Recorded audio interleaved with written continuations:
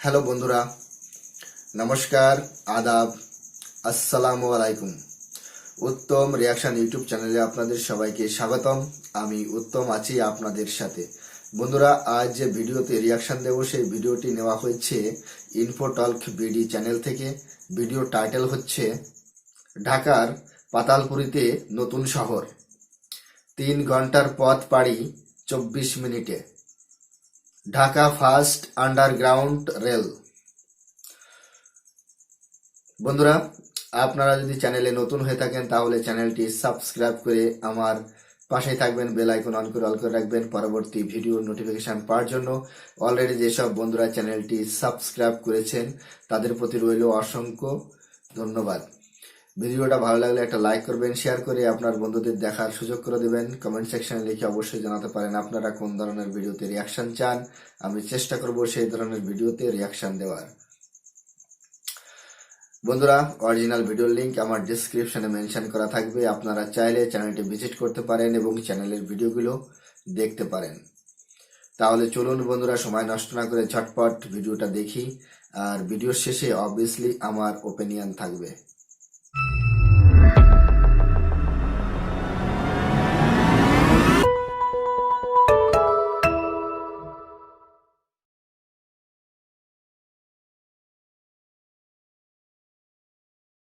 এবার ঢাকার যাত্রা পাতালপুরীতে। অতলে গড়ে উঠবে নতুন শহর, কফি শপ, মার্কেট, দিনরাত ছুটবে মানুষ। রাজধানীর পাতাল মেট্রো রেলের আপডেট তথ্য নিয়ে সাজাবো এবারের প্রতিবেদন। যানজট, জনজট আর দূষণের ভারে ক্লান্ত দেশের প্রধান শহর ঢাকা। কত ইতিহাস, কত দীর্ঘশ্বাস, কত স্বপ্ন, আনন্দ আর যাপনের গল্প বুকে নিয়ে আজও টিকে আছে এই শহর। 1974 সালে ঢাকার জনসংখ্যা ছিল 16 লাখ। বিশ্বব্যাংক বলছে বর্তমানে ঢাকায় 1,80,00,000 মানুষের বাস। দিন দিন এই সংখ্যা কেবল বাড়ছেই। আর এভাবে বাড়তে বাড়তে 2035 সালে রাজধানীতে বসবাসকারী মানুষের সংখ্যা হবে 3.5 কোটি।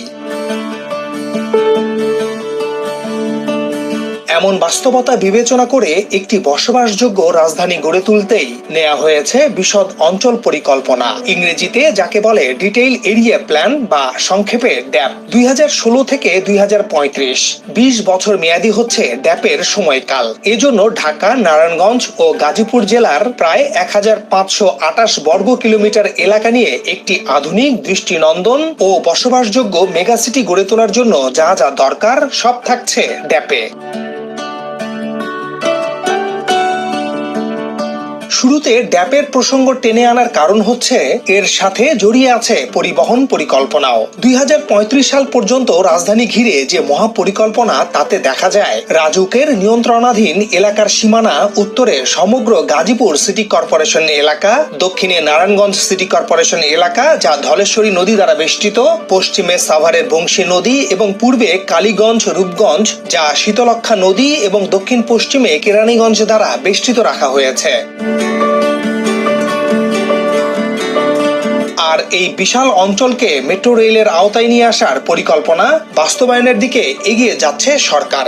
আর এজন্য উড়ালে পাতালে পুরো রাজধানী ও আশপাশের অঞ্চলকে যুক্ত করতে নির্মাণ করা হচ্ছে 6টি মেট্রো রেল লাইন। এগুলো হলো MRT1, MRT2, MRT3, MRT4, MRT5 ও MRT6।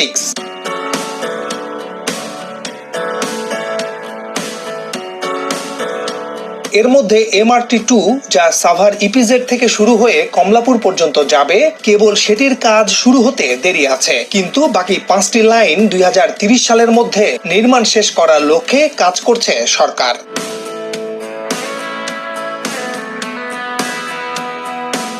এরই মধ্যে দেশের প্রথম উড়াল মেট্রো রেল MRT6 এর উত্তরার দিয়াবাড়ি থেকে মতিঝিল পর্যন্ত অংশের বাণিজ্যিক যাত্রা বেশ আগেই শুরু হয়েছে।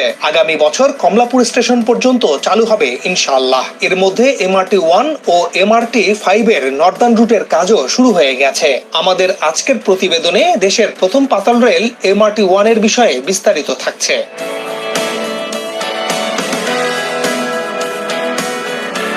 এই এলাকাটি নারায়ণগঞ্জ জেলার রূপগঞ্জ উপজেলার পিতলগঞ্জ গ্রাম। আর এখানেই শীতলক্ষ্যা নদীর একেবারে কূল ঘেঁষে তৈরি করা হচ্ছে MRT-1 এর ডিপো।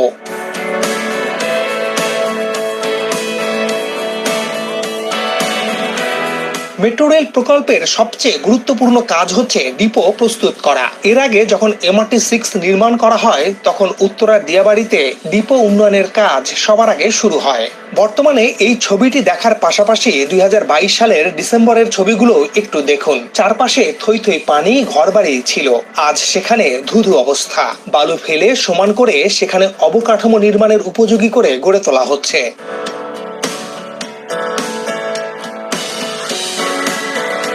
অদূরে আপন মনে বয়ে চলেছে শীতলক্ষ্যা। রাজধানী ঘিরে রাখা 4টি নদীর একটি এই শীতলক্ষ্যা। বাণিজ্যিক ভাবেও এই নদী খুব গুরুত্বপূর্ণ। শীতলক্ষ্যা নদীর পাশ থেকে পূর্বাচল নতুন শহর পর্যন্ত এই এলাকাটি মোট 700 একর আয়তনের। এসব জায়গার বেশিরভাগই নিয়ে নিয়েছে বিভিন্ন আবাসন কোম্পানি। আর যে অল্প কিছু জায়গা ব্যক্তি মালিকানায় ছিল সেসবও কিনে নিয়েছে DMTCL কর্তৃপক্ষ। আর সেখানেই চলছে ডিপো উন্নয়ন কাজ।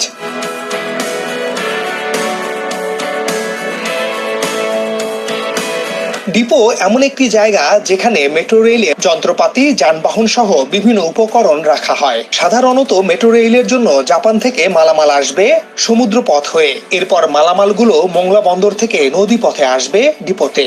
এই জন্য ডিপোর পাশেই শীতলক্ষ্যা নদীর উপর তৈরি করা হবে অস্থায়ী জেটি।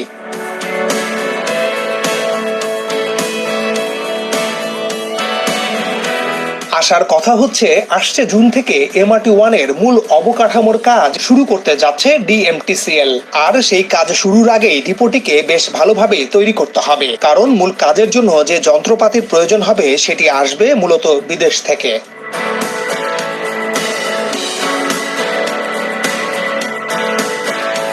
MRT লাইনের রুট দুটি, একটি পাতাল, অন্যটি উড়াল। একসঙ্গে দুটোর কাজই শুরু হবে। পাতাল অংশটি হচ্ছে বিমানবন্দর রুট। এটি বিমানবন্দর থেকে শুরু হয়ে মাটির নিচ দিয়ে থার্ড টার্মিনাল, খিলক্ষেত, নদ্দা, নতুন বাজার, উত্তর বাড্ডা, বাড্ডা, আফতাবনগর, রামপুরা, মালিবাগ, রাজারবাগ হয়ে কমলাপুরে গিয়ে শেষ হবে।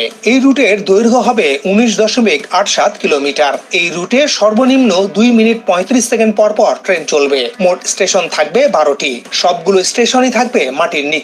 পাতালে মেট্রো রেল চলবে 90 কিলোমিটার ঘন্টা বেগে। বিমানবন্দর থেকে কমলাপুর পর্যন্ত যেতে সময় লাগবে মাত্র 24 মিনিট 30 সেকেন্ড।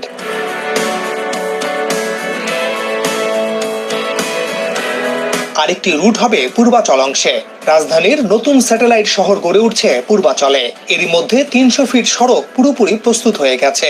দৃষ্টিনন্দন এই সড়ক হয়ে উঠেছে এগিয়ে যাওয়া বাংলাদেশের উদাহরণ।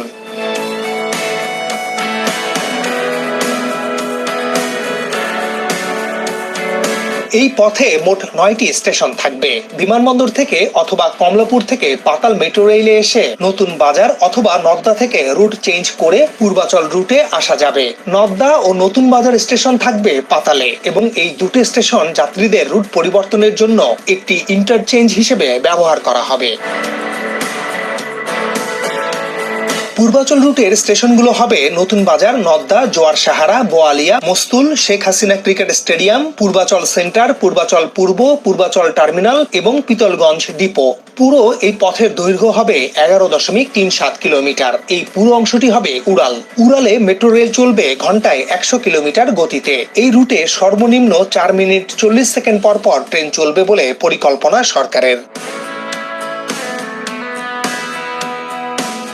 বর্তমানে রাজধানীতে যে মেট্রো রেল চলছে সেখানে প্রতিটি ট্রেনে আছে 6টি কোচ। এর মধ্যে সামনে ও পেছনে 2টি ইঞ্জিন কোচ আছে, যেখানে যাত্রীও বহন করা হয়। সব মিলে 20 সেট ট্রেন প্রতিদিন উত্তরা মতিঝিল রুটে চলছে। কিন্তু MRT-1 এ যে ট্রেনগুলো চলবে সেখানে কোচ থাকবে 8টি করে, আর মোট ট্রেন থাকবে 25 সেট। ধীরে ধীরে এটিকে 36 সেট মেট্রো ট্রেনে উন্নীত করার পরিকল্পনা সরকারের। প্রতিটি মেট্রো ট্রেনে সর্বোচ্চ 3088 জন যাত্রী পরিবহন সক্ষমতা থাকবে। জাপানের হাত ধরে যেমন MRT-6 বাস্তবায়ন হয়েছে, তেমনি ভাবে MRT-1 এর কাজও করছে জাপান। এর কোচগুলো তৈরি করবে জাপান। প্রকল্পের মোট ব্যয় 52,561 কোটি 43 লাখ টাকা।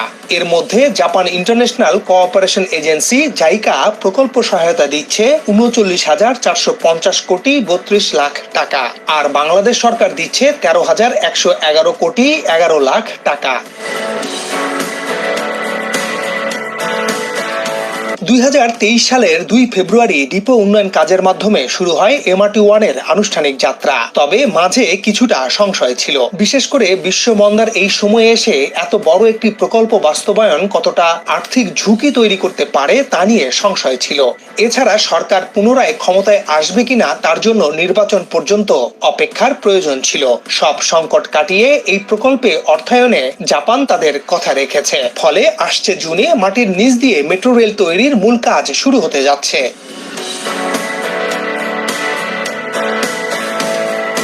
কর্তৃপক্ষ বলছে, শুরুতে ঢাকার শাহজালাল আন্তর্জাতিক বিমানবন্দরের সামনে, নতুন বাজারে এবং কমলাপুরে খননের মাধ্যমে শুরু হবে এর মূল কাজ। 3 জায়গায় একসাথে খোঁড়ার মাধ্যমে কাজগুলো মাটির নিচে চলতে থাকবে। ভেতরে কি হচ্ছে সেটি বাইরে থেকে বোঝার কোনো উপায় থাকবে না। বিমানবন্দর মূল সড়ক বরাবর মাটির 10 মিটার নিচ দিয়ে তৈরি হবে দেশের প্রথম পাতাল মেট্রো রেল। আর রামপুরা থেকে কমলাপুর পর্যন্ত এলাকায় সড়কের প্রশস্ততা কম থাকায় উপর নিচ পদ্ধতিতে মাটির উপরিভাগ থেকে কম বেশি 30 মিটার গভীরতায় টানেল নির্মাণ করা হবে। অর্থাৎ মাটির নিচেও 2 তলা হবে মেট্রো রেলের লাইন, একটি পথ যাওয়ার, অন্য পথ আসার। আর এভাবেই মাটির এই বিশাল গভীরতায় গড়ে উঠবে নতুন শহর। রাত দিন সেটি হবে আলো ঝলমলে, মানুষের পদচারণায় মুখর থাকবে স্টেশনগুলো। এর আগে চট্টগ্রামের কর্ণফুলী নদীর নিচ দিয়ে টানেল নির্মাণ করে দেখিয়েছে বাংলাদেশ। চীনের কারিগরি ও আর্থিক ঋণে নির্মাণ করা হয় টানেলটি। পাতাল মেট্রো রেলের ক্ষেত্রেও প্রায় টানেলের মতো করে কাজ হবে। টানেল বোরিং মেশিন TBM মাটির তলে খুঁড়তে খুঁড়তে যাবে। পাশাপাশি স্টেশন ও রেল লাইন অবকাঠামোর জন্য প্রয়োজনীয় উপকরণগুলো একই সঙ্গে বসাতে থাকবে। উন্মুক্ত খনন পদ্ধতিতে প্রতিটি পাতাল স্টেশন নির্মাণকালে উত্তোলনকৃত মাটির পরিমাণ হবে গড়ে প্রায় 2,27,000 ঘনমিটার এবং প্রতি কিলোমিটার টানেল নির্মাণকালে উত্তোলনকৃত মাটির পরিমাণ হবে গড়ে প্রায় 46,000 ঘনমিটার। এই বিপুল পরিমাণ মাটি প্রথমে সরকারি মহাসড়ক, সড়ক, বাঁধ ইত্যাদি নির্মাণে ব্যবহার করা হবে। এছাড়া অন্যান্য MRT লাইন সমূহের ডিপোর ভূমি উন্নয়নেও এ মাটি ব্যবহার করা হবে। প্রাথমিকভাবে যে 3 স্থানে খোঁড়ার কাজ শুরু হবে, কেবল সেখানে এক পাশের রাস্তা বন্ধ রাখা হবে। ফলে 20 কিলোমিটার পথের 3টে স্থান ছাড়া বাকি জায়গাগুলোতে উপরে সমস্যা হওয়ার কারণ থাকবে না। তবে উড়াল অংশের জন্য পূর্বাচল এক্সপ্রেসওয়েতে MRT-6 এর মতো রাস্তার উপর দিয়ে তৈরি করা হবে লাইন। এজন্য ওই পথে চলাচলকারীদের কিছুটা সমস্যা হবে।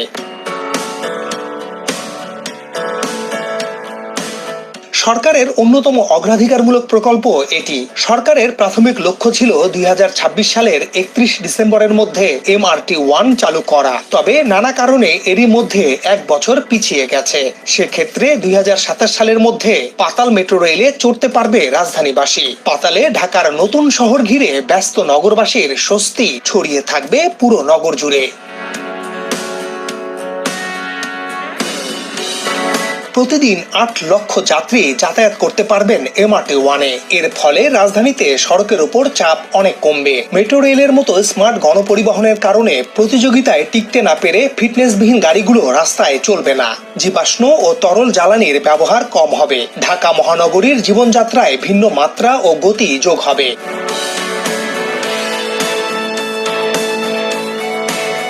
মেট্রো রেল কতটা আরামদায়ক গণপরিবহন তা এখন রাজধানীবাসী জানে। প্রতিদিন ঢাকা মহানগরবাসীর লাখ লাখ কর্মঘণ্টা নষ্ট হচ্ছে। MRT-1 চালু হলে এইসব কর্মঘণ্টা সাশ্রয় হবে। মানুষ তার পরিবারকে এই সময় দিতে পারবে।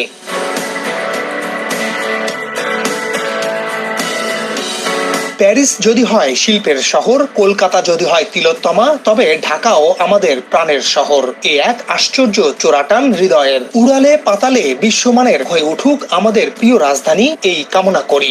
সবাই ভালো থাকবেন। হ্যালো বন্ধুরা, ভিডিওটি এখানেই শেষ হয়েছে। দেখতে পেলাম, ভিডিওর মাধ্যমে জানতে পারলাম অনেকগুলো ইনফরমেশন। মেট্রো রেল বাংলাদেশের জন্য বা ঢাকা শহরের জন্য কতটা গুরুত্বপূর্ণ সেটা আমরা অ্যানালাইসিস করলে বুঝতে পারি। দেখুন, মেট্রো রেল যদি আন্ডারগ্রাউন্ড হয় তাহলে তো সোনায় সোহাগা। কেন বলছি? দেখুন, মেট্রো রেল যদি ফ্লাইওভারের উপর দিয়ে নিয়ে যেতে হয় তাহলে অনেক বিল্ডিং, অনেক সমস্যার সৃষ্টি হতে পারে, পর্যাবরণের উপর এফেক্ট আসতে পারে, অনেক গাছপালা বা অনেক ব্রিজ নির্মাণ করতে হতে পারে। তার জন্য অনেক সমস্যার সৃষ্টি হতে হয় উপর যদি নিয়ে যেতে হয় মেট্রো রেল। যখন আন্ডারগ্রাউন্ড হবে তখন গাছপালা কাটা পড়বে না, কোনো বিল্ডিং ভাঙা পড়বে না। ঢাকা শহরে যেসব ডিজেল চালিত গাড়ি প্রতিনিয়ত যে পরিমাণে বায়ু প্রদূষণ করছে তার থেকে মুক্তি পাবে। অনেক গাড়ি ঢাকা শহর থেকে বাইরে চলে যাবে, তখন আর এই যানজটের সমস্যা থাকবে না। তবে আমার দিক থেকে মেট্রো রেল বাংলাদেশের ঢাকা শহরের জন্য বেটার এবং আন্ডারগ্রাউন্ড হলে সোনায় সোহাগা। এবার ভিডিওর মাধ্যমে যেসব ইনফরমেশনগুলো আমরা পেয়েছি তার সম্পর্কে একটু চর্চা করি। ড্যাব খুব সুন্দর একটা পরিকল্পনা নিয়েছে, এটা আসলেই গ্রহণযোগ্য। তবে একটা কথা মনে রাখতে হবে যে সরকার কি করছে জনগণের জন্য। সরকার বাংলাদেশের জনগণের জন্য বেটার স্কোপ নিয়েছে কি নেয়নি তার উপর ভিত্তি করে আমাদের অ্যানালাইসিস করা উচিত। বাংলাদেশ সরকার প্রতিনিয়ত বাংলাদেশে ঢাকা শহরে যে পরিমাণে যানজট হয় তার থেকে সাধারণ জনগণকে মুক্তি দেওয়ার জন্য বিভিন্ন ধরনের কাজকর্ম করে চলেছে। আমরা দেখেছি মেট্রো রেল চালু হয়েছে, MRT 6 উত্তরা দিয়াবাড়ি থেকে চালু হয়ে মতিঝিল পর্যন্ত সার্ভিস দিচ্ছে অলরেডি। তারপর ফ্লাইওভার হয়েছে প্রচুর পরিমাণে ঢাকা শহরে, যা আগে কোনোদিন দেখা যেত না। বর্তমান সময় শেখ হাসিনা সরকার প্রচুর পরিমাণে প্রকল্পগুলো নিয়ে আসছে শুধু মানুষের সুযোগ সুবিধার জন্য। এর আগে আমরা দেখেছি বা এশিয়া মহাদেশের ভিতর সর্বপ্রথম বাংলাদেশিয়ে নদীর নিচ দিয়ে সড়ক টানেল নির্মাণ করেছে।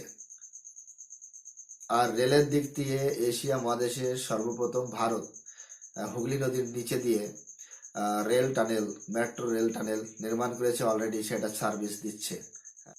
বন্ধুরা, ভিডিওর মাধ্যমে এটা তো জানতে পেরেছি যে 1974 সালে ঢাকা শহরের জনসংখ্যা ছিল মাত্র 16 লাখ। বর্তমান সময় যে রিসার্চ করেছে বিশ্বব্যাংক তাতে তার জরিপে উঠে এসেছে যে 1,80,00,000 জনসংখ্যা বসবাস করছে বর্তমান সময় ঢাকা শহরে। আগামী 2035 সাল নাগাদ ঢাকা শহরের জনসংখ্যা হবে 3.5 কোটি। 3.5 কোটি। আপনারা বুঝতে পারছেন কি পরিমাণে জনসংখ্যা বাড়তে পারে আগামী দিনে ঢাকা শহরে। ভিডিওর মাধ্যমে এটাও জানতে পেরেছি ঢাকা, নারায়ণগঞ্জ ও গাজীপুরের 1528 বর্গ কিলোমিটার এলাকা নিয়ে তৈরি হবে মেগা সিটি। সেখানে বসবাস বা আবাসিক যে বিল্ডিংগুলো নির্মাণ হবে সেটা হবে স্মার্ট এবং আধুনিক। ঢাকার সহ ঢাকার আশেপাশে যেসব জেলা আছে সমস্ত জেলাগুলো নিয়েই নির্মাণ হবে মেট্রো রেল। কোথাও আন্ডারগ্রাউন্ড, আবার কোথাও ফ্লাইওভারের উপর দিয়ে মেট্রো রেল ছুটবে। এতে বাংলাদেশের জনগণ স্বস্তির শ্বাস নিতে পারবে এবং পলিউশনের থেকে মুক্তি পাবে। তাই তো বাংলাদেশ সরকার প্রকল্প নিয়েছে ঢাকার পাতালে নতুন শহর, 3 ঘন্টার রাস্তা পাড়ি 24 মিনিটে।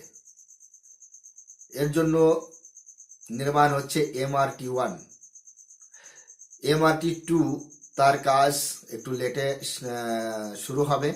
বাকি যে MRT 1, MRT 3, MRT 4, MRT 5 এর কাজগুলো 2030 সাল পর্যন্ত শেষ করার উদ্যোগ নিয়েছে বাংলাদেশ সরকার। শীতলক্ষ্যা নদীর তীরে নারায়ণগঞ্জ জেলার রূপগঞ্জ উপজেলার পিতলগঞ্জ গ্রামের নির্মাণ হচ্ছে আন্ডারগ্রাউন্ড মেট্রো রেলের ডিপো। প্রথমে ডিপো নির্মাণ করছে, ওখানে নির্মাণ সামগ্রী রাখা হবে এবং এই শীতলক্ষ্যা নদীতে অস্থায়ী জেটি নির্মাণ করা হচ্ছে। যা জাপান থেকে যেসব ভারী ভরকম মেশিনারি আসবে সেগুলো এই শীতলক্ষ্যা নদীর উপর যে অস্থায়ী জেটি নির্মাণ হচ্ছে তার উপর খালাস করার জন্য। কাজ শেষ হওয়ার পরে জেটিটি আবার তুলে নেওয়া হবে। বিমানবন্দরের তৃতীয় টার্মিনাল থেকে শুরু হয়ে কমলাপুর পর্যন্ত যে আন্ডারগ্রাউন্ড মেট্রো রেলটি এই লাইনটি নির্মাণ হচ্ছে তার দৈর্ঘ্য হবে 19.72 কিলোমিটার। এই রুটে 2 মিনিট 35 সেকেন্ড অন্তর অন্তর মেট্রো রেল চলবে, সেটা জানতে পেরেছি এই ভিডিওর মাধ্যমে। প্রথমে 25 জোড়া মেট্রো রেল চালু করা হবে এই রুটে। আগামী দিনে 35 জোড়া মেট্রো রেল উত্তীর্ণ করা হবে এই রুটে। বিমানবন্দর থেকে কমলাপুর পর্যন্ত পৌঁছাতে যেখানে 3 ঘন্টা সময় লাগতো সেখানে আগামী দিনে 24 মিনিটে পৌঁছানো যাবে আন্ডারগ্রাউন্ড মেট্রো রেল হয়ে। পাতাল মেট্রো রেলের গতিবেগ থাকবে ঘন্টায় 90 কিলোমিটার, এটাও জানতে পেরেছি ভিডিওর মাধ্যমে। দুর্দান্ত একটা ভিডিও ছিল, খুব সুন্দর একটা ভিডিও ছিল, এটা বলার অপেক্ষা রাখে না। MRT-1 এর আন্ডারে 2টি মেট্রো রেল প্রজেক্ট চলবে, একটা আন্ডারগ্রাউন্ড একটা ফ্লাইওভার। নতুন বাজার থেকে পূর্বাচল শহর পর্যন্ত ফ্লাইওভারের মাধ্যমে যাবে। এতে থাকছে মোট 11টি স্টেশন, আন্ডারগ্রাউন্ডে থাকছে মোট 12টি পাতাল স্টেশন। বন্ধুরা, এই মেট্রো রেল নির্মাণের কাজে প্রচুর পরিমাণে যে মাটি বের হবে সেই মাটিগুলো মহাসড়ক এবং বাঁধ বা অন্যান্য কাজে যে ডিপো নির্মাণ হচ্ছে সেখানে সেই সমস্ত কাজে ব্যবহার করা হবে এবং যেখানে যেখানে প্রয়োজন সড়ক নির্মাণের জন্য সেই সব জায়গায় এই প্রচুর পরিমাণে যে মাটি বেরিয়ে আসবে সেই মাটি ইউজ করা হবে। MRT-6 যেমন জাপানের হাত ধরে নির্মাণ হয়েছে, MRT-1 জাপানের হাতেই নির্মাণ হচ্ছে। জাপানের যে জায়গা কোম্পানি সেই কোম্পানির ঋণ সহায়তায় এই MRT-1 underground metro rail service নির্মাণ করা হবে। প্রকল্পের মোট ব্যয় হচ্ছে 52,561.43 কোটি টাকা। এর মধ্যে জাপান ঋণ দিচ্ছে 39,450.32 লাখ কোটি টাকা। বাংলাদেশ সরকার ব্যয় করছে 13,111.11 লাখ কোটি টাকা। এত উন্নয়নমূলক কাজ করা সত্ত্বেও বাংলাদেশের এক শ্রেণী মানুষ তারা কিন্তু শেখ হাসিনার বিরোধিতা করছে। কেন করছে সেটাই তো বুঝতে পারছি না। তৃতীয় টার্মিনাল নির্মাণ করছে, ঢাকা শহর জুড়ে নির্মাণ করে দিয়েছে ফ্লাইওভার আর ফ্লাইওভার, অত্যাধুনিক সড়ক নির্মাণ করছে, পদ্মা সেতু নির্মাণ করে দিয়েছে এবং যমুনা রেল ব্রিজ নির্মাণ করছে, কর্ণফুলী টানেল নির্মাণ করেছে, কক্সবাজারে বিভিন্ন ধরনের রেল সংযোগ করে দিয়েছে, আইকনিক রেল স্টেশন নির্মাণ করেছে, কক্সবাজারে সমুদ্রের ভিতর আইকনিক রানওয়ে নির্মাণ করে দিয়েছে। বাংলাদেশে কোনায় কোনায় বর্তমান সময় শেখ হাসিনার সরকার বিভিন্ন ধরনের প্রকল্প চালু করে রেখেছে যাতে বাংলাদেশের মানুষের সুযোগ সুবিধা হয়, বাংলাদেশের মানুষ যাতে আরাম আয়েসে থাকতে পারে। তারপরেও যে সমস্ত মানুষ বাংলাদেশ সরকারের বিরোধিতা করছে আমার মনে হয় এটা একদমই উচিত নয়। হ্যাঁ, দেশের ভিতর সরকার পক্ষ বিপক্ষ থাকতেই পারে, তারা হয়তো একে অপরের উপর দোষারোপ করতেই পারে, কিন্তু সাধারণ জনগণকে বুঝতে হবে কে বেটার কে খারাপ, এটা বাংলাদেশের জনগণকে ডিসাইড করতে হবে। আমি কোনো রাজনৈতিক কথা ওখানে বলতে চাই না, তবে যে সমস্ত প্রকল্পগুলো শেখ হাসিনাজি নির্মাণ করেছে বা জনগণের জন্য নিয়ে এসেছে তাতে তো এটাই প্রমাণিত হয় যে শেখ হাসিনার সরকার বাংলাদেশের জনগণের জন্য কাজ করছে অবিরাল, আগামী দিনেও করে যাবে। এই প্রজেক্টটা নিয়ে একটা দ্বন্দ্ব মানে একটা দ্বিধাবোধ ছিল। যেমন সামনেই নির্বাচন ছিল, গত 7 জানুয়ারি নির্বাচন হয়েছে, দ্বাদশ জাতীয় সংসদ নির্বাচন হয়েছে বাংলাদেশে। এখানে জাপানের সংশয় ছিল কি যে শেখ হাসিনা যদি মানে চতুর্থবারের জন্য ক্ষমতায় আসতে পারবে কি পারবে না, যদি না আসে, নতুন সরকার যদি ক্ষমতায় আসে তাহলে এই প্রকল্পগুলো চালু হবে কি হবে না, বা এতে একটা দ্বিধাবোধ ছিল। কিন্তু যখন শেখ হাসিনাজি ক্ষমতায় এসেছে, তো আগামী জুন মাসে এই প্রকল্পর যে কাজ সেটা আনুষ্ঠানিকভাবে উদ্বোধন হবে এবং বাংলাদেশ মানুষের জন্য 2030 সালে তারা ঢাকা শহরবাসী এবং সারা বাংলাদেশের মানুষ আন্ডারগ্রাউন্ড মেট্রো রেলের যে স্বপ্ন সেটা পূরণ করতে পারবে। তো বন্ধুরা, আজকের রিয়াকশন আপনাদের কেমন লেগেছে সেটা অবভিয়াসলি কমেন্ট সেকশন লিখে জানাতে পারেন। আর ভিডিওটা ভালো লাগলে লাইক করবেন, শেয়ার করে আপনার বন্ধুদের দেখার সুযোগ করে দিতে পারেন। কমেন্ট সেকশনে আপনার বহুমূল্যবান মন্তব্য সেটা আমাকে অবশ্যই লিখে জানাতে পারেন। আর চ্যানেলে নতুন হলে চ্যানেলটি সাবস্ক্রাইব করে আমার পাশেই থাকবেন, বেল আইকন অন করে অল করে রাখবেন পরবর্তী ভিডিও নোটিফিকেশন পাওয়ার জন্য। অলরেডি যেসব বন্ধুরা চ্যানেলটি সাবস্ক্রাইব করে আমার ইউটিউব পরিবারের সদস্য হয়েছেন তাদের প্রতি রইল অসংখ্য ধন্যবাদ। বন্ধুরা, ভিডিওটি আজ একটু লম্বা হয়েছে, তার জন্য ক্ষমা চাইছি। আর ভালো থাকুন, সুস্থ থাকুন, দেখা হচ্ছে নেক্সট কোনো রিয়াকশন ভিডিওতে। ততক্ষণ সবাইকে নমস্কার, জয় হিন্দ।